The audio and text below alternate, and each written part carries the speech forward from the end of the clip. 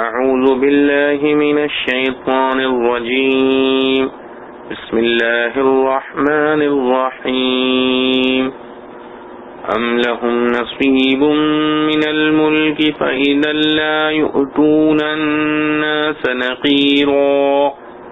ام يحسدون الناس على ما آتاهم الله من فضله فقد آتينا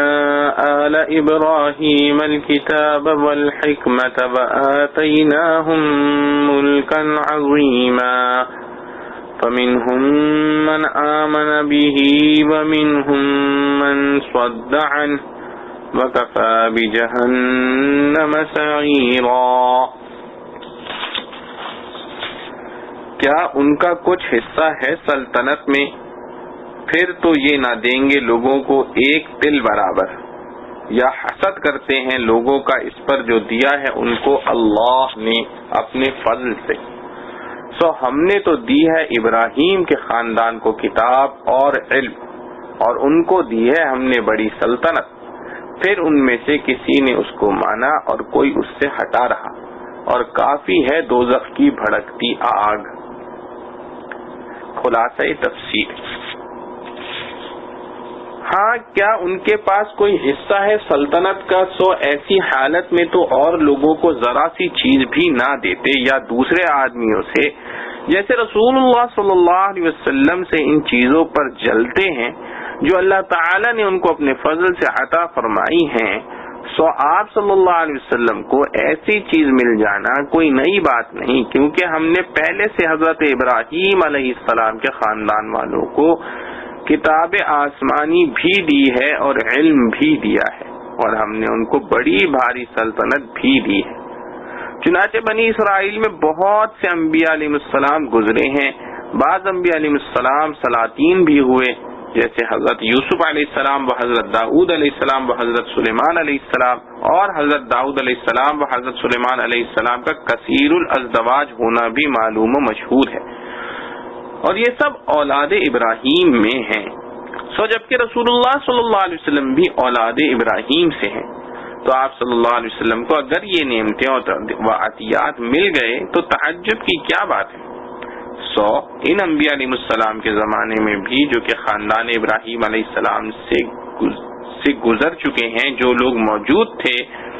ان میں سے بعضے تو اس کتاب و حکمت پر ایمان لائے، اور بعضے ایسے تھے کہ اس سے روگرداں ہی رہے۔ بس اگر آپ صلی اللہ علیہ وسلم کی رسالت و قرآن پر بھی آپ صلی اللہ علیہ وسلم کے زمانے کے بعضے لوگ ایمان نہ لائیں تو کوئی رنج کی بات نہیں، اور ان کفار و معرضین کو اگر دنیا میں سزا کم بھی ہو یا نہ ہو تو کیا ہوا، ان کے لیے آخرت میں دوزخ کی آتش سوزاں سزا کافی ہے۔ معارف و مسائل، یہودیوں کے حسد کرنے پر شدید مذمت۔ اللہ تعالیٰ نے نبی کریم صلی اللہ علیہ وسلم کو جو علم و فضل اور جاہ و جلال عطا کیا تھا اس پر یہودی جلتے تھے۔ اللہ تعالیٰ نے آیت نمبر 53 و 54 میں ان کے اسی حسد و بغض کی شدید مذمت کی ہے، اور ان کے حسد کو نامعقول قرار دیتے ہوئے دو وجہیں بیان کی ہیں۔ ایک وجہ آیت نمبر 53 میں بیان کی اور دوسری آیت نمبر 54 میں، لیکن دونوں کا حاصل ایک ہے، یعنی تمہارا حسد کس بات پر ہے؟ اگر اس پر ہے کہ اصل صاحب سلطنت تم ہو، تمہاری ہی سلطنت ان کو مل گئی، اس کا غلط ہونا تو کھلا ہوا ہے کہ تم سلطنت سے خود محروم ہو، اور تمہیں کچھ حصہ سلطنت کا مل جاتا تو تم ایک کوڑی بھی کسی کو نہ دیتے۔ اور اگر تمہارا حسد اس پر ہے کہ وہ سلطنت ہمارے پاس سے ان کے پاس نہیں گئی، پھر بھی ان کو کیوں ملی، ان کو سلطنت سے کیا علاقہ؟ تو اس کا جواب یہ دیا کہ یہ بھی انبیاء علیہ السلام کے خاندان سے ہیں جن میں سلطنت پہلے سے ہوتی آئی ہے، اس لیے کسی اجنبی جگہ سلطنت نہیں آئی، لہذا تمہارا حسد کرنا نامعقول ہے۔ حسد کی تعریف، حکم اور اس کی مضرتوں کا بیان۔ علامہ نووی علیہ الرحمہ شارح مسلم حسد کی تعریف اس طرح کرتے ہیں: الحسد تمنی زوال النعمہ، یعنی دوسرے آدمی کی نعمت کے زوال کی خواہش کرنا حسد کہلاتا ہے، اور یہ حرام ہے۔ حضور پاک صلی اللہ علیہ وسلم کا ارشاد ہے لا تباغضوا ولا تحاسدوا ولا تدابروا وكونوا عباد الله اخوانا ولا يحل لمسلم ان يهجر اخاه فوق ثلاث. تم آپس میں بغض اور حسد نہ کرو اور نہ ہی ایک دوسرے سے پشت پھیرو، بلکہ اللہ کے بندے اور بھائی بن جاؤ، اور جائز نہیں کسی مسلمان کے لیے کہ وہ اپنے بھائی سے 3 دن سے زیادہ ترک تعلق کرے. ایک دوسری حدیث میں آپ صلی اللہ علیہ وسلم نے فرمایا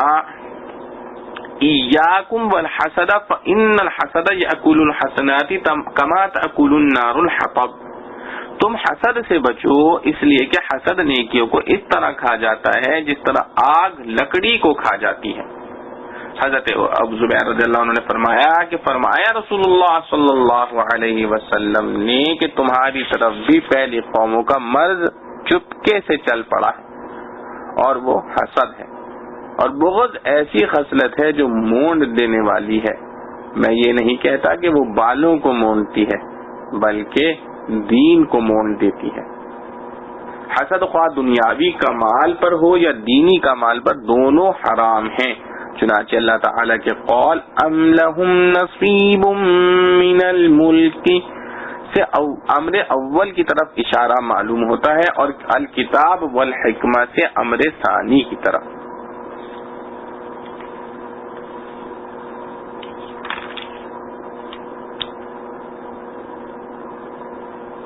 ان الذين كفروا بآياتنا سوف نصليهم نارا كلما نضجت جلودهم بدلناهم جلودا غيرها ليذوقوا العذاب ان الله كان عزيزا حكيما.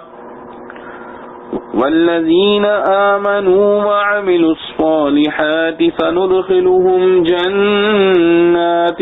تجري من تحتها الأنهار خالدين فيها أبدا لهم فيها أزواج مطهرة وندخلهم ظلا ظليلا. بے شک جو منکر ہوئے ہماری آیتوں سے ان کو ہم ڈالیں گے آگ میں،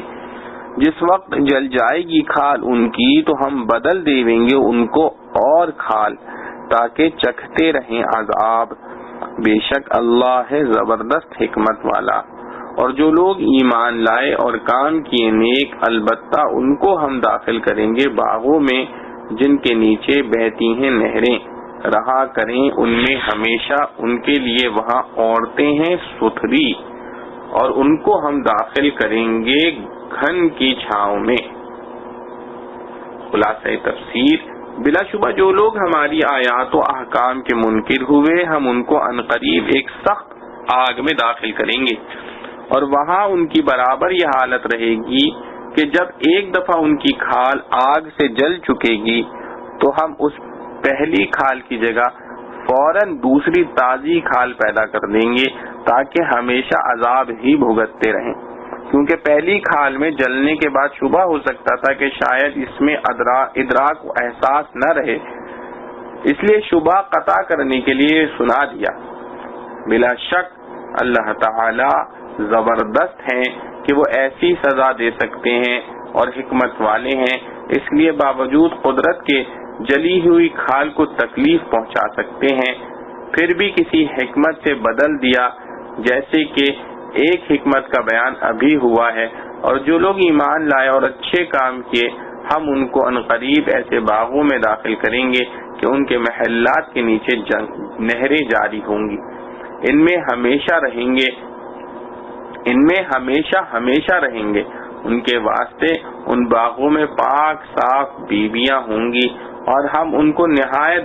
گنجان سائے کی جگہ میں داخل کریں گے. معارف و مسائل. حضرت معاذ رضی اللہ عنہ کلما نضجت جلودهم بدلناهم کی تفسیر کرتے ہوئے فرماتے ہیں کہ جب ان کی کھال جل چکے گی تو اس کو تبدیل کیا جائے گا، اور یہ کام اتنی سرعت سے ہوگا کہ 1 ساعت میں 100 مرتبہ کھال تبدیل کی جائے گی۔ حضرت حسن بصری علیہ الرحمہ فرماتے ہیں آگ ایک دن میں 70,000 مرتبہ ان کو کھائے گی۔ جب ان کو کھا چکے گی تو ان لوگوں کو کہا جائے گا کہ تم پھر پہلی حالت پر لوٹ جاؤ، پس وہ لوٹ جائیں گے۔ نبی علیہ السلام نے فرمایا کہ اہل جہنم میں سب سے کم عذاب کے اعتبار سے وہ آدمی ہوگا جس کے تلووں میں آگ کی 2 چنگاریاں ہوں گی، جس کی وجہ سے اس کا دماغ ہانڈی کی طرح کھولتا ہوگا۔ رواہ البخاری و مسلم بحوالت الترغیب والترہیب۔ ازواج مطہرہ کی تفسیر۔ حاکم نے ابو سعید خدری رضی اللہ عنہ سے نقل کیا ہے کہ رسول اللہ صلی اللہ علیہ وآلہ وسلم نے فرمایا کہ جنت کی عورتیں پاک ہوں گی، یعنی وہ حیض، بول و براز اور ناک سے بہنے والی قدورت سے پاک ہوں گی۔ حضرت مجاہد رحمۃ اللہ علیہ نے مذکورہ چیزوں پر اضافہ کرتے ہوئے فرمایا کہ وہ بچے پیدا کرنے اور ناپاک نطفے سے بھی پاک ہوں گی۔ ظلن ظلیلا، ظل کے بعد ذلیل کا لفظ ذکر کر کے اشارہ کر دیا کہ وہ سایہ ہمیشہ رہنے والا ہوگا اور گھنا سایہ ہوگا، جیسا کہ کہا جاتا ہے شمس شامس اور لیل لئیل۔ اس سے اشارہ اس بات کی طرف ہے کہ جنت کی نعمتیں ہمیشہ رہنے والی ہوں گی۔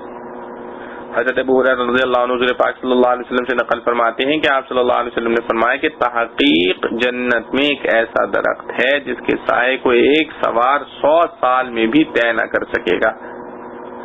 اگر آپ چاہیں تو یہ آیت وظل ممدود پڑھیں۔ ربیع بن انس رحمت اللہ علیہ نے ظلن ظلیلا کی تفسیر میں فرمایا یعنی وہ سایہ عرش کا سایہ ہے جو کبھی زائل نہیں ہوگا۔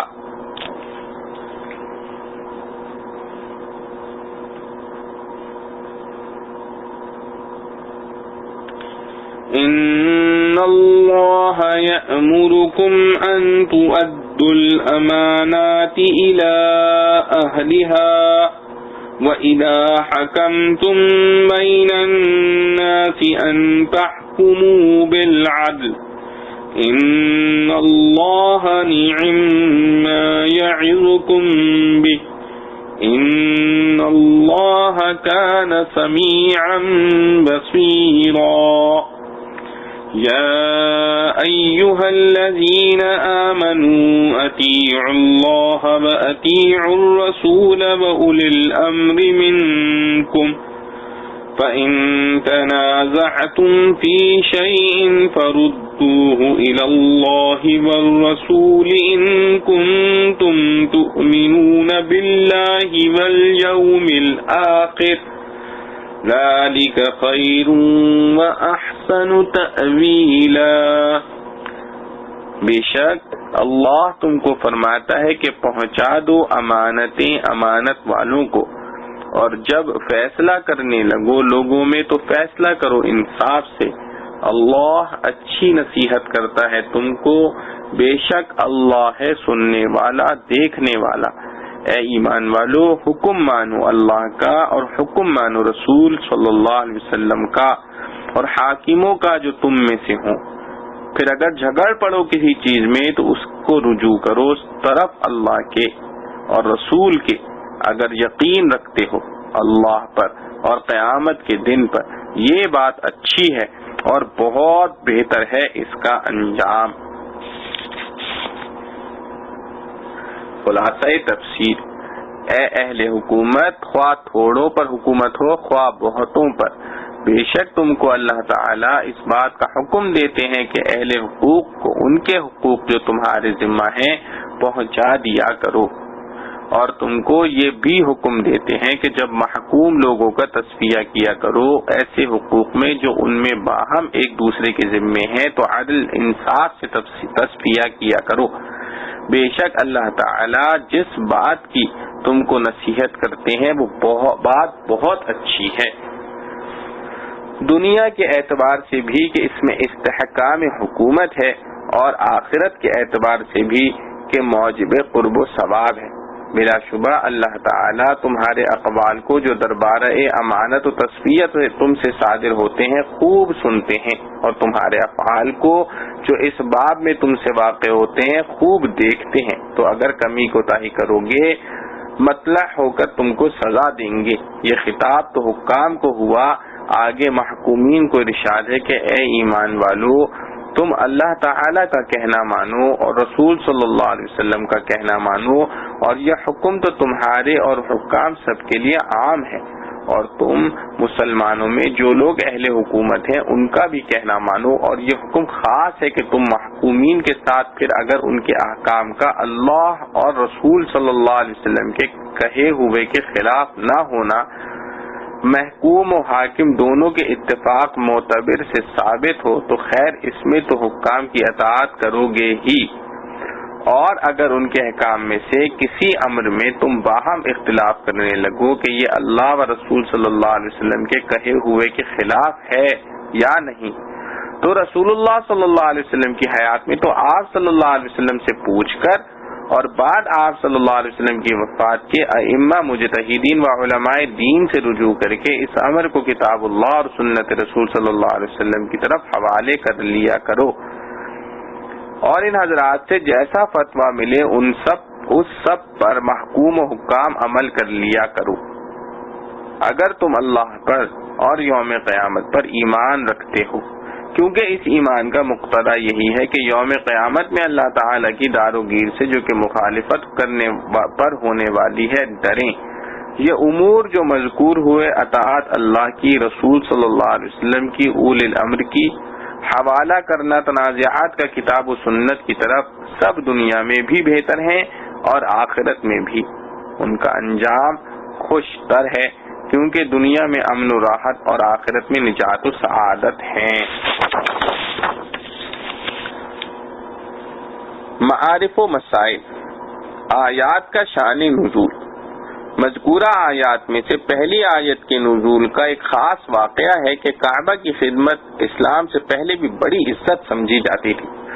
اور جو لوگ بیت اللہ کی کسی خاص خدمت کے لیے منتخب ہوتے تھے وہ پوری قوم میں معزز و ممتاز مانے جاتے تھے، اسی لیے بیت اللہ کی مختلف خدمتیں مختلف لوگوں میں تقسیم کی جاتی تھیں۔ زمانہ جاہلیت سے ایام حج میں حجاج کو زمزم کا پانی پلانے کی خدمت حضرت صلی اللہ علیہ وسلم کے عم محترم حضرت عباس رضی اللہ عنہ کے سپرد تھی، جس کو سقایا کہا جاتا تھا۔ اسی طرح اور بعض خدمتیں حضرت صلی اللہ علیہ وسلم کے دوسرے چچا ابو طالب کے سپرد تھی۔ اسی طرح بیت اللہ کی کنجی رکھنا اور مقررہ ایام میں کھولنا بند کرنا عثمان بن طلحہ رضی اللہ عنہ سے متعلق تھا۔ عثمان بن طلحہ رضی اللہ عنہ کا اپنا بیان ہے کہ زمانے جاہلیت میں ہم پیر اور جمعرات کے روز بیت اللہ کو کھولا کرتے تھے اور لوگ اس میں داخل ہونے کی سعادت حاصل کرتے تھے۔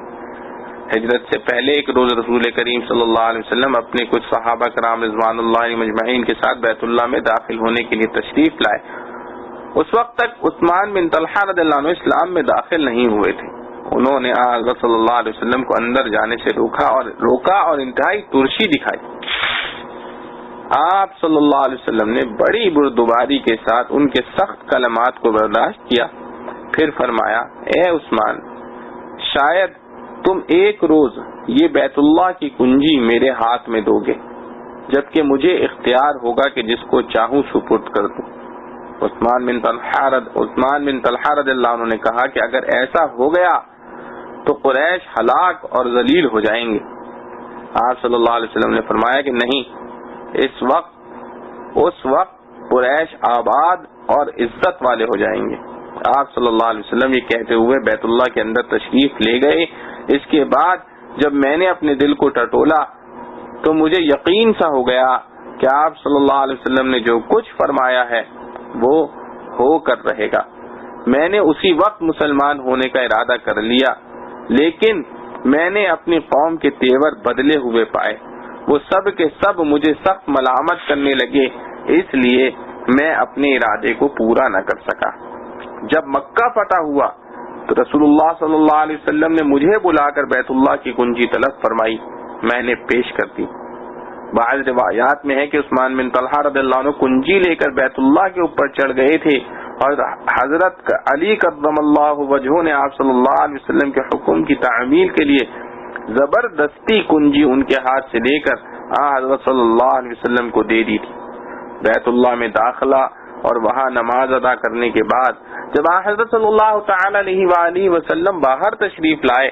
تو پھر کنجی مجھ کو واپس کرتے ہوئے فرمایا کہ لو اب یہ کنجی ہمیشہ تمہارے ہی خاندان کے پاس قیامت تک رہے گی، جو شخص تم سے یہ کنجی لے گا وہ ظالم ہوگا۔ مقصد یہ تھا کہ کسی دوسرے شخص کو اس کا حق نہیں کہ تم سے یہ کنجی لے لے۔ اسی کے ساتھ یہ ہدایت فرمائی کہ بیت اللہ کی اس خدمت کے صلے میں تمہیں جو مال مل جائے اس کو شرعی قاعدے کے موافق استعمال کرو۔ عثمان بن طلحہ رضی اللہ عنہ کہتے ہیں کہ جب میں کنجی لے کر خوشی خوشی چلنے لگا تو آپ صلی اللہ علیہ وسلم نے پھر مجھے آواز دی اور فرمایا، کیوں عثمان، جو بات میں نے کہی تھی وہ پوری ہوئی یا نہیں؟ اب مجھے وہ بات یاد آ گئی جو حضرت صلی اللہ علیہ وسلم نے ہجرت سے پہلے فرمائی تھی کہ ایک روز تم یہ کنجی میرے ہاتھ میں دو گے۔ میں نے عرض کیا کہ بے شک آپ صلی اللہ علیہ وسلم کا ارشاد پورا ہوا اور اس وقت میں کلمہ پڑھ کر مسلمان ہو گیا۔ مظہری بروایت ابن سعد۔ حضرت فاروق اعظم عمر بن الخطاب رضی اللہ عنہ فرماتے ہیں کہ اس روز جب حضرت صلی اللہ علیہ وسلم بیت اللہ سے باہر تشریف لائے تو یہ آیت آپ صلی اللہ علیہ وسلم کی زبان پر تھی، ان اللہ یأمرکم ان تؤدوا الامانات الی اہلہا۔ اس سے پہلے میں نے یہ آیت کبھی آپ صلی اللہ علیہ وسلم سے نہ سنی تھی۔ ظاہر یہ ہے کہ یہ آیت اس وقت جوف کعبہ میں نازل ہوئی تھی۔ اسی آیت کی تعمیل میں حضرت صلی اللہ علیہ وسلم نے دوبارہ عثمان بن طلحہ رضی اللہ عنہ کو بلا کر کنجی ان کو سپرد کی، کیونکہ عثمان بن طلحہ رضی اللہ عنہ نے جب یہ کنجی میں حضرت صلی اللہ علیہ وسلم کو دی تھی تو یہ کہہ کر دی تھی کہ میں یہ امانت آپ صلی اللہ علیہ وسلم کے سپرد کرتا ہوں۔ اگرچہ ضابطے سے ان کا یہ کہنا صحیح نہ تھا، بلکہ رسول کریم صلی اللہ علیہ وسلم ہی کو ہر طرح کا اختیار تھا کہ جو چاہیں کریں، لیکن قرآن کریم نے صورت امانت کی بھی رعایت فرمائی اور حضرت صلی اللہ علیہ وسلم کو اس کی ہدایت کی کہ کنجی عثمان رضی اللہ عنہ ہی کو واپس فرما دیں۔ حالانکہ اس وقت حضرت عباس، حضرت علی رضی اللہ عنہما نے بھی حضرت صلی اللہ علیہ وسلم سے درخواست کی تھی کہ جس طرح بیت اللہ کی خدمت سقایا اور صدانہ ہمارے پاس ہے، یہ کنجی برادری کی خدمت میں بھی ہمیں عطا فرما دیجیے، مگر آیت مذکورہ کی ہدایت کے موافق حضرت صلی اللہ علیہ وسلم نے ان کی درخواست رد کر کے کنجی عثمان بن طلحہ رضی اللہ عنہ کو واپس فرمائی۔ تفسیر مظہری۔ یہاں تک آیت کے شان نزول پر کلام تھا، اور اس پر سب کا اتفاق ہے کہ آیت کا شان نزول اگرچہ کوئی خاص واقعہ ہوا کرتا ہے لیکن حکم عام ہوتا ہے جس کی پابندی پوری امت کے لیے ضروری ہوتی ہے۔ اب اس کے معنی اور مطلب ملاحظہ کیجیے۔ ارشاد ہے، ان اللہ یأمرکم ان تؤدوا الامانات الی اہلہا، یعنی اللہ تعالیٰ تم کو حکم دیتا ہے کہ امانتیں ان کے مستحقین کو پہنچایا کرو۔ اس حکم کا مخاطب یہ بھی ہو سکتا ہے کہ عام مسلمان ہوں، اور یہ بھی احتمال ہے کہ خاص عمراء حکام مخاطب ہوں، اور زیادہ ظاہر یہ ہے کہ ہر وہ شخص مخاطب ہے جو کسی امانت کا امین ہے۔ اس میں عوام بھی داخل ہیں اور حکام بھی۔ ادائے امانت کی تاکید۔ حاصل اس ارشاد کا یہ ہے کہ جس کے ہاتھ میں کوئی امانت ہے اس پر لازم ہے کہ یہ امانت اس کے اہل و مستحق کو پہنچا دے۔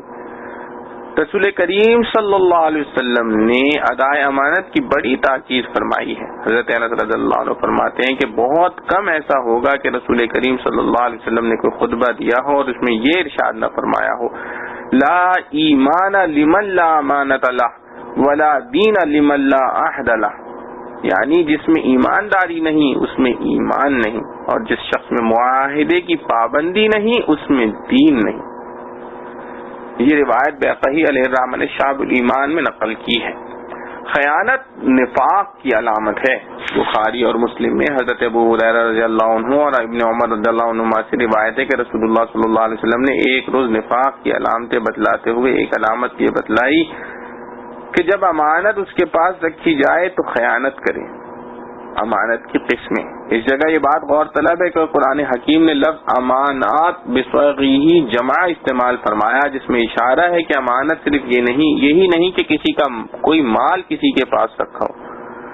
جس کو عام طور پر امانت کہا اور سمجھا جاتا ہے، بلکہ امانت کی کچھ اور قسمیں بھی ہیں. جو واقعہ آیت کے نزول کا بھی ذکر کیا گیا، خود اس میں بھی کوئی مالی امانت نہیں. بیت اللہ کی کنجی کوئی خاص مال نہ تھا، بلکہ یہ کنجی خدمت بیت اللہ کے ایک عہدے کی نشانی تھی.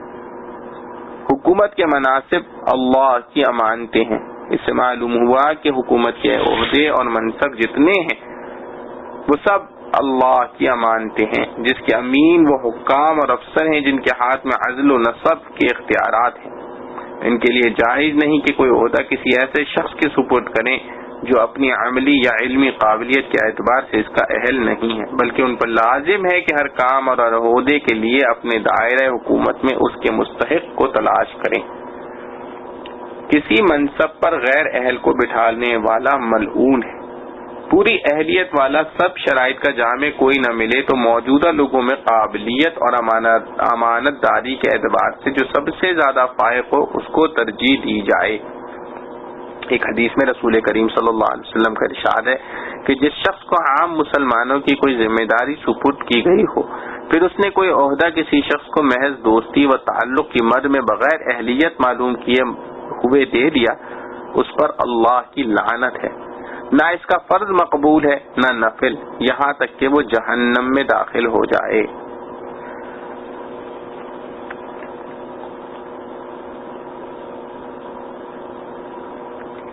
بعض روایات میں ہے کہ جس شخص نے کوئی عہدہ کسی شخص کے سپرد کیا حالانکہ اس کے علم میں تھا کہ دوسرا آدمی اس عہدے کے لیے اس سے زیادہ قابل اور اہل ہے،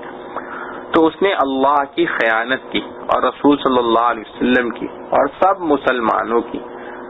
آج جہاں نظام حکومت کی ابتری نظر آتی ہے وہ سب اس قرآنی تعلیم کو نظر انداز کر دینے کا نتیجہ ہے کہ تعلقات اور سفارشوں اور رشوتوں سے عہدے تقسیم کیے جاتے ہیں، جس کا نتیجہ یہ ہوتا ہے کہ نا اہل اور نا قابل لوگ عہدوں پر قابض ہو کر خلق خدا کو پریشان کرتے ہیں اور سارا نظام حکومت برباد ہو جاتا ہے. اس لیے حضرت صلی اللہ علیہ وسلم نے ایک حدیث میں ارشاد فرمایا اذا وسد الامر الى غیر اہلہ فانتظر الساعہ، یعنی جب دیکھو کہ کاموں کی ذمہ داری ایسے لوگوں کے سپرد کر دی گئی جو اس کام کے اہل اور قابل نہیں، تو اب اس فساد کا کوئی علاج نہیں، قیامت کا انتظار کرو. یہ ہدایت صحیح بخاری کتاب العلم ہے. خلاصہ یہ ہے کہ قرآن کریم نے لفظ امانات بصیغہ جمع لا کر اس کی طرف اشارہ کر دیا کہ امانت صرف اسی کا نام نہیں کہ ایک شخص کا مال کسی دوسرے شخص کے پاس بطور امانت رکھا ہو، بلکہ امانت کی بہت سی قسمیں ہیں جن میں حکومت کے عہدے بھی داخل ہیں. ایک اور حدیث میں حضرت صلی اللہ علیہ وسلم کا ارشاد ہے المجالس بالامانہ، المجالس بالامانہ یعنی مجلسیں امانت داری کے ساتھ ہونی چاہیے. مطلب یہ ہے کہ مجلس میں جو بات کہی جائے وہ اسی مجلس کی امانت ہے، ان کی اجازت کے بغیر اس کو دوسروں سے نقل کرنا اور پھیلانا جائز نہیں. اسی طرح ایک حدیث میں ہے المستشار مؤتمن، المستشار مؤتمن یعنی جس شخص سے کوئی مشورہ لیا جائے وہ امین ہے.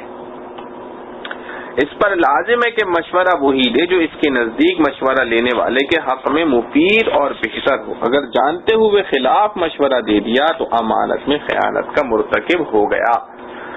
اسی طرح کسی نے آپ سے اپنا راز کہا تو وہ اس کی امانت ہے، بغیر اس کی اجازت کے کسی سے کہہ دینا خیانت ہے.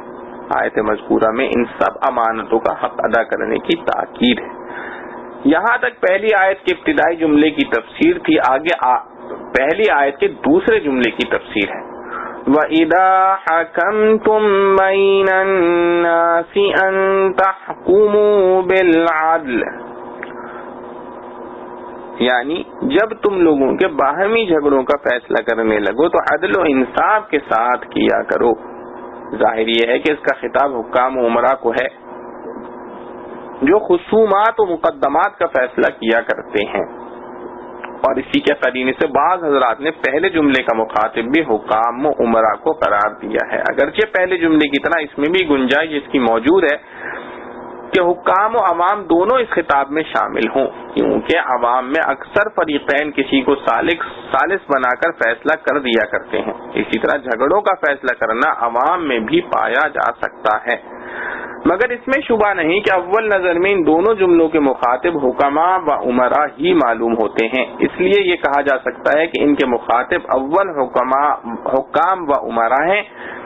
اور ثانیاً یہ خطاب ہر اس شخص کے لیے بھی ہے جس کے پاس لوگوں کی امانتیں ہیں اور جس کو کسی مقدمے کا ثالث بنا دیا جائے۔ اس جملے میں اللہ تعالیٰ نے بین الناس فرمایا، بین المسلمین یا بین المؤمنین نہیں فرمایا۔ اس میں اشارہ فرما دیا کہ مقدمات کے فیصلوں میں سب انسان مساوی ہیں، مسلم ہوں یا غیر مسلم، اور دوست ہوں یا دشمن، اپنے ہم وطن، ہم رنگ، ہم زبان ہوں یا غیر۔ فیصلہ کرنے والوں کا فرض ہے کہ ان سب تعلقات سے الگ ہو کر جو بھی حق و انصاف کا تقاضا ہو وہ فیصلہ کریں۔ عدل و انصاف امن عالم کا ضامن ہے۔ غرض آیت کے پہلے جملے میں ادائے امانات کا حکم ہے اور دوسرے میں عدل و انصاف کا۔ ان میں ادائے امانات کو مقدم کیا گیا، شاید اس کی وجہ یہ ہو کہ پورے ملک میں عدل و انصاف کا قیام اس کے بغیر ہو ہی نہیں سکتا، کہ جن کے ہاتھ میں ملک کا اقتدار ہے وہ پہلے ادائے امانات کا فریضہ صحیح طور پر ادا کریں، یعنی حکومت کے عہدوں پر صرف انہی لوگوں کو مقرر کریں جو صلاحیت کار اور امانت و دیانت کی روح سے اس عہدے کے لیے سب سے زیادہ بہتر نظر آئیں۔ دوستی اور تعلقات یا محض سفارش یا رشوت کو اس میں راہ نہ دیں، ورنہ نتیجہ یہ ہوگا کہ نااہل، ناقابل یا خائن اور ظالم لوگ عہدوں پر قابض ہو جائیں گے۔ پھر اگر ارباب اقتدار دل سے بھی یہ چاہیں کہ ملک میں عدل و انصاف کا رواج ہو تو ان کے لیے ناممکن ہو جائے گا، کیونکہ یہ عہدے داران حکومت ہی حکومت کے ہاتھ اور پیر ہیں۔ جب یہ خائن یا ناقابل ہوئے تو عدل و انصاف قائم کرنے کی کیا راہ ہے؟ اس آیت میں یہ بات خاص طور پر یاد رکھنے کے قابل ہے کہ اس میں اللہ تعالی جل شانہ نے حکومت کے عہدوں کو بھی امانت قرار دے کر اول تو یہ واضح فرما دیا کہ جس طرح امانت صرف اسی کو ادا کرنا چاہیے جو اس کا مالک ہے، کسی فقیر مسکین پر رحم کھا کر کسی کی امانت اس کو دینا جائز نہیں، یا کسی رشتہ دار یا دوست کا حق ادا کرنے کے لیے کسی شخص کی امانت اس کو دے دینا درست نہیں۔ اسی طرح حکومت کے عہدے جن کے ساتھ عام خلق خدا تعالی کا کام متعلق ہوتا ہے یہ بھی امانتیں ہیں، اور ان امانتوں کے مستحق صرف وہ لوگ ہیں جو اپنی صلاحیت کار اور قابلیت و استعداد کے اعتبار سے بھی اس عہدے کے لیے مناسب اور موجودہ لوگوں میں سب سے بہتر ہوں، اور دیانت اور امانت کے اعتبار سے بھی سب میں بہتر ہوں۔ ان کے سوا کسی دوسرے کو یہ عہدہ سپرد کر دیا تو یہ امانت ادا نہ ہوئی۔ علاقائی اور صوبائی بنیادوں پر حکومت کے مناصب سپرد کرنا اصولی غلطی ہے۔ اس کے ساتھ قرآن حکیم کے جملے نے اس عام غلطی کو بھی دور کر دیا جو اکثر ممالک کے دستوروں میں چل رہی ہے کہ حکومت کے عہدوں کو باشندگان ملک کے حقوق قرار دے دیا ہے۔ اس کے ساتھ قرآن حکیم کے جملے نے اس عام غلطی کو بھی دور کر دیا جو اکثر ممالک کے دستوروں میں چل رہی ہے کہ حکومت کے عہدوں کو باشندگان ملک کے حقوق قرار دے دیا ہے، اور اس اصولی غلطی کی بنا پر یہ قانون بنانا پڑا کہ حکومت کے عہدے تناسب آبادی کے اصول پر تقسیم کیے جائیں۔ ہر صوبہ ملک کے لیے کوٹے مقرر ہیں، ایک صوبے کے کوٹے میں دوسرے صوبے کا آدمی نہیں رکھا جا سکتا، خواہ وہ کتنا ہی قابل اور امین کیوں نہ ہو، اور اس صوبے کا آدمی کتنا ہی غلط کار نااہل ہو۔ قرآن حکیم نے صاف اعلان فرما دیا کہ یہ عہدے کسی کا حق نہیں بلکہ امانتیں ہیں جو صرف اہل امانت ہی کو دی جا سکتی ہیں، خواہ وہ کسی صوبے اور خطے کے رہنے والے ہوں۔ البتہ کسی خاص علاقے اور صوبے پر حکومت کے لیے اسی علاقے کے آدمی کو ترجیح دی جا سکتی ہے کہ اس میں بہت سی مسائل ہیں، مگر شرط یہ ہے کہ کام کی صلاحیت اور امانت میں اس پر پورا اطمینان ہو۔ دستور مملکت کے چند زرعی اصول۔ اس طرح اس مختصر آیت میں دستور مملکت کے چند بنیادی اصول آ گئے جو مندرجہ ذیل ہیں۔ ایک، اول یہ کہ آیت کے پہلے جملے کو ان اللہ یأمرکم سے شروع فرما کر اس طرف اشارہ کر دیا کہ اصل امر اور حکم اللہ تعالی کا ہے، سلاطین دنیا سب اس کے مامور ہیں۔ اس سے ثابت ہوا کہ ملک میں اقتدار اعلیٰ صرف اللہ تعالی کا ہے، دوسرے یہ کہ حکومت کے عہدے باشندگان ملک کے حقوق نہیں جن کو تناسب آبادی کے اصول پر تقسیم کیا جائے، بلکہ اللہ تعالی کی طرف سے دی ہوئی امانتیں ہیں جو صرف ان کے اہل اور لائق لوگوں کو دیے جا سکتے ہیں۔ تیسرے یہ کہ زمین پر انسان کی حکمرانی صرف ایک نائب و امین کی حیثیت سے ہو سکتی ہے، وہ ملک کی قانون سازی میں ان اصول کا پابند رہے گا جو حاکم مطلق حق تعالی کی طرف سے بذریعہ وحی بتلا دیے گئے ہیں۔ چوتھی یہ کہ حکام و امراء کا فرض ہے کہ جب کوئی مقدمہ ان کے پاس آئے تو نسل و وطن اور رنگ و زبان یہاں تک کہ مذہب و مسلک کا امتیاز کیے بغیر عدل و انصاف کا فیصلہ کریں۔ اس آیت میں دستور مملکت کے ذرّی اصول بتلا کر آخر میں ارشاد فرمایا کہ اللہ تعالیٰ نے تم کو جو نصیحت کی ہے وہ بہت ہی اچھی ہے، کیونکہ اللہ تعالیٰ ہر شخص کی سنتا ہے اور جو بولنے اور فریاد کرنے پر بھی قدرت نہ رکھتا ہو اس کے حالات کو خود دیکھتا ہے، اس لیے اس کے بتلائے اور بنائے ہوئے اصول ہی ایسے ہیں جو ہمیشہ ہر ملک میں اور ہر دور میں قابل عمل ہو سکتے ہیں۔ انسانی دماغوں کے بنائے اصول و دستور صرف اپنے ماحول کے اندر محدود ہوا کرتے ہیں اور تغیر حالات کے بعد ان کا بدلنا ناگزیر ہوتا ہے۔ جس طرح پہلی آیت کے مخاطب حکام و امراء تھے، دوسری آیت میں عوام کو مخاطب فرما کر ارشاد فرمایا کہ اے ایمان والو تم اللہ کی اور رسول صلی اللہ علیہ وسلم کی اور اپنے اولی الامر کی اطاعت کرو۔ اولی الامر کون لوگ ہیں؟ اولی الامر لغت میں ان لوگوں کو کہا جاتا ہے جن کے ہاتھ میں کسی چیز کا نظام و انتظام ہو۔ اسی لیے حضرت ابن عباس رضی اللہ عنہ، مجاہد اور حسن بصری وغیرہ رضی اللہ عنہ مفسرین قرآن نے اولی الامر کے مصداق میں اولی الامر کے مصداق علماء و فقہا کو قرار دیا ہے کہ وہ رسول کریم صلی اللہ علیہ وسلم کے نائب ہیں اور نظام دین ان کے ہاتھ میں ہے۔ اور ایک جماعت مفسرین نے جن میں حضرت ابو ہریرہ رضی اللہ عنہ بھی شامل ہے فرمایا کہ اولی الامر سے مراد حکام اور امراء ہیں جن کے ہاتھ میں نظام حکومت ہے۔ اور تفسیر ابن کثیر اور تفسیر مظہری میں ہے کہ یہ لفظ دونوں طبقوں کو شامل ہے، یعنی علماء کو بھی اور حکام و امراء کو بھی، کیونکہ نظام امر انہی دونوں کے ساتھ وابستہ ہے۔ اس آیت میں ظاہراً 3 کی اطاعتوں کا حکم ہے، اللہ، رسول صلی اللہ علیہ وسلم، اولی الامر، لیکن قرآن کی دوسری آیات نے واضح فرما دیا کہ حکم و اطاعت دراصل صرف ایک اللہ تعالی کی ہے۔ ان الحکم الا للہ، مگر اس کے حکم اور اس کی اطاعت کی عملی صورت 4 حصوں میں منقسم ہے۔ حکم اور اطاعت کی 3 عملی صورتیں ہیں۔ ایک وہ چیز جس کا حکم صراحتاً خود حق تعالی جل شانہ نے قرآن میں نازل فرما دیا اور اس میں کسی تفصیل و تشریح کی حاجت نہیں، جیسے شرک و کفر کا انتہائی جرم ہونا، ایک اللہ وحدہ کی عبادت کرنا اور آخرت اور قیامت پر یقین رکھنا، اور محمد مصطفیٰ صلی اللہ علیہ وسلم کو اللہ رب العزت کا آخری برحق رسول ماننا، نماز، روزہ، حج، زکوٰۃ کو فرض سمجھنا، یہ وہ چیزیں ہیں جو براہ راست احکام ربانی ہیں، ان کی تعمیل بلا واسطہ حق تعالی کی اطاعت ہے۔ دوسرا حصہ احکام کا وہ ہے جس میں تفصیلات و تشریحات کی ضرورت ہے، ان میں قرآن مجید اکثر ایک مجمل یا مبہم حکم دیتا ہے اور اس کی تشریح و تفصیل نبی کریم صلی اللہ علیہ وسلم کے حوالے کی جاتی ہے۔ پھر وہ تفصیل و تشریح جو حضرت صلی اللہ علیہ وسلم اپنی حدیث کے ذریعے فرماتے ہیں وہ بھی ایک قسم کی وحی ہوتی ہے۔ اگر اس تفصیل و تشریح میں اجتہادی طور پر کوئی کمی یا کوتاہی رہ جاتی ہے تو بذریعہ وحی اس کی اصلاح فرما دی جاتی ہے، اور بالآخر حضرت صلی اللہ علیہ وسلم کا قول و عمل جو آخر میں ہوتا ہے وہ حکم الہی کا ترجمان ہوتا ہے۔ اس قسم کے احکام کی اطاعت بھی اگرچہ در حقیقت اللہ تعالی ہی کی اطاعت ہے،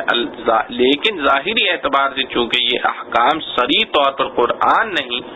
حضرت صلی اللہ علیہ وسلم کی زبان مبارک سے امت کو پہنچے ہیں، اس لیے ان کی اطاعت ظاہری اعتبار سے اطاعت رسول صلی اللہ علیہ وسلم ہی کہلاتی ہے، جو حقیقت میں اطاعت الہی کے ساتھ متحد ہونے کے باوجود ظاہری اعتبار سے ایک جداگانہ حیثیت رکھتی ہے. اسی لیے پورے قرآن میں اللہ تعالیٰ کی اطاعت کا حکم دینے کے ساتھ اطاعت رسول کا حکم مستقلاً مذکور ہے. تیسرا درجہ احکام کا وہ ہے جو نہ قرآن میں صراحتاً مذکور ہے نہ حدیث میں یا ذخیرہ یا حدیث میں اس کے متعلق متضاد روایات ملتی ہیں. ایسے احکام میں علماء مجتہدین قرآن و سنت کے منصوصات اور زیر غور مسئلے کے نظائر میں غور و فکر کر کے ان کا حکم تلاش کرتے ہیں. ان احکام کی اطاعت بھی اگرچہ حقیقت کے اعتبار سے قرآن و سنت سے مستفاد ہونے کی وجہ سے اطاعت خداوندی ہی کی ایک فرد ہیں، مگر ظاہری سطح کے اعتبار سے یہ فقہی فتاوی کہلاتے ہیں اور علماء کی طرف منسوب ہیں. اسی تیسری قسم میں ایسے احکام بھی ہیں جن میں کتاب و سنت کی روح سے کوئی پابندی عائد نہیں، بلکہ ان میں عمل کرنے والوں کو اختیار ہے جس طرح چاہیں کریں، جن کو اصطلاح میں مباحات کہا جاتا ہے. ایسے احکام میں عملی انتظام حکام و عمراء کے سپرد ہے کہ وہ حالات اور مسائل کے پیش نظر کوئی قانون بنا کر سب کو اس پر چلائیں. مثلا شہر کراچی میں داخانے 50 ہوں یا 100، پولیس اسٹیشن کتنے ہوں، ریلوے کا نظام کس طرح ہو، آباد کاری کا انتظام کن قواعد پر کیا جائے، یہ سب مباحات ہیں. ان کی کوئی جانب نہ واجب ہے نہ حرام بلکہ اختیاری ہے. لیکن یہ اختیار عوام کو دے دیا جائے تو کوئی نظام نہیں چل سکتا، اس لیے نظام کی ذمہ داری حکومت پر ہے. آیت مذکورہ میں اولی الامر کی اطاعت سے علماء اور حکام دونوں کی اطاعت مراد ہے، اس لیے اس آیت کی روح سے فقہی تحقیقات میں فقہا کی اطاعت اور انتظامی امور میں حکام و عمراء کی اطاعت واجب ہو گئی. یہ اطاعت بھی در حقیقت اللہ جل شانہ کے احکام ہی کی اطاعت ہے، لیکن ظاہری سطح کے اعتبار سے یہ احکام نہ قرآن میں ہے نہ سنت میں، بلکہ ان کا بیان یا علماء کی طرف سے ہو یا حکام کی طرف سے. اس لیے اس اطاعت کو تیسرا نمبر جدا گانا قرار دے کر اولو الامر کی اطاعت نام رکھا گیا. اور جس طرح منصوصات قرآن میں قرآن کا اتباع اور منصوصات رسول صلی اللہ علیہ وسلم میں رسول صلی اللہ علیہ وسلم کا اتباع لازم و واجب ہے، اسی طرح غیر منصوص فقہی چیزوں میں فقہا کا اور انتظامی امور میں حکام و عمراء کا اتباع واجب ہے. یہی مفہوم ہے اطاعت اولی الامر کا. خلاف شرع کاموں میں امیر کی اطاعت جائز نہیں. وَإِذَا حَكَمْتُمْ بَيْنَ النَّاسِ أَن تَحْكُمُوا بِالْعَدْلِ. اس آیت میں اللہ تعالیٰ نے جس کام کو ارشاد فرمایا کہ اگر تم لوگوں کے درمیان کوئی فیصلہ کرو تو عدل و انصاف کے ساتھ کرو، اور اس سے پہلے اللہ تعالیٰ نے لوگوں کو اولی الامر کی اطاعت کی تعلیم دی، اس سے اشارہ اس بات کی طرف کر دیا کہ امیر اگر عدل پر قائم رہے تو اس کی اطاعت واجب ہے، اور اگر وہ عدل و انصاف کو چھوڑ کر خلاف شرع احکام صادر کرے تو ان میں امیر کی اطاعت نہیں کی جائے گی. چنانچہ حضور پاک صلی اللہ علیہ وسلم کا ارشاد ہے لا طاعت لمخلوق فی معصیت الخالق، یعنی مخلوق کی ایسی اطاعت جائز نہیں جس سے خالق کی نافرمانی لازم آتی ہو. اس آیت میں اللہ تعالی ارشاد فرما رہے ہیں کہ اگر تم لوگوں کے درمیان فیصلہ کرو تو عدل کے ساتھ کرو. اس سے یہ بات معلوم ہوتی ہے کہ جو آدمی عدل و انصاف کو قائم رکھنے کی طاقت اور صلاحیت نہ رکھتا ہو اس کو قاضی بھی نہیں بننا چاہیے، کیونکہ حکم بالعدل بھی ایک امانت ہے جس کی حفاظت کمزور اور نااہل آدمی نہیں کر سکتا. چنانچہ حضرت ابو ذر رضی اللہ عنہ نے حضور اکرم صلی اللہ علیہ وسلم سے درخواست کی کہ آپ صلی اللہ علیہ وسلم مجھے کسی جگہ کا حاکم مقرر فرما لیں، تو آپ صلی اللہ علیہ وسلم نے جواب میں ارشاد فرمایا اے ابو ذر آپ ضعیف آدمی ہیں اور منصب ایک امانت ہے جس کی وجہ سے قیامت کے دن انتہائی ذلت اور رسوائی ہوگی، سوائے اس شخص کے جس نے امانت کا حق پورا کر دیا ہو، یعنی وہ ذلت سے بچ جائے گا. عادل آدمی اللہ کا محبوب ترین بندہ ہے. ایک حدیث میں حضور اکرم صلی اللہ علیہ وسلم نے ارشاد فرمایا کہ عادل اللہ کا محبوب اور قریب ترین انسان ہے، اور ظالم اللہ کی رحمت اور نظر کرم سے دور ہوتا ہے۔ ایک دوسری حدیث میں آتا ہے کہ نبی کریم صلی اللہ علیہ وسلم نے صحابہ کرام رضوان اللہ علیہم اجمعین سے فرمایا کہ تم جانتے ہو کہ سب سے پہلے اللہ کے سائے کے نیچے کون جائے گا؟ انہوں نے جواب دیا کہ اللہ اس کے رسول صلی اللہ علیہ وسلم ہی کو اس بات کا زیادہ علم ہے۔ تو پھر آپ صلی اللہ تعالی علیہ وسلم نے ارشاد فرمایا یہ وہ لوگ ہوں گے جن کے سامنے جب حق آ جائے تو فوراً قبول کر لیتے ہیں، اور جب ان سے سوال کیا جاتا ہے تو مال کو خرچ کرتے ہیں، اور جب وہ فیصلہ کرتے ہیں تو ایسا عادلانہ کرتے ہیں جیسا کہ وہ اپنے لیے کرتے ہیں۔ اجتہاد اور قیاس کا ثبوت، قوله تعالی فَإِن تَنَازَعْتُمْ فِي شَيْءٍ فَرُدُّوهُ إِلَى اللَّهِ وَالرَّسُولِ۔ اس آیت میں اللہ تعالی نے حکم دیا ہے کہ اگر تمہارا کسی امر کے بارے میں اختلاف ہو جائے تو تم اللہ اور رسول کی جانب رجوع کرو۔ کتاب و سنت کی طرف رجوع کرنے کی دو صورتیں ہیں، ایک یہ کہ کتاب و سنت کے احکام منسوسہ کی جانب رجوع کیا جائے، دوسری صورت یہ ہے کہ اگر احکام منسوسہ موجود نہیں ہے تو ان کے نظائر پر قیاس کر کے رجوع کیا جائے گا۔ فردوہ کے الفاظ عام ہیں جو دونوں صورتوں کو شامل ہیں۔ اللہ تعالی سے دعا ہے جو کچھ پڑھا سنا گیا ہمیں اس پر عمل کرنے کی توفیق نصیب فرمائے۔ وآخر دعوانا ان الحمد للہ رب العالمین۔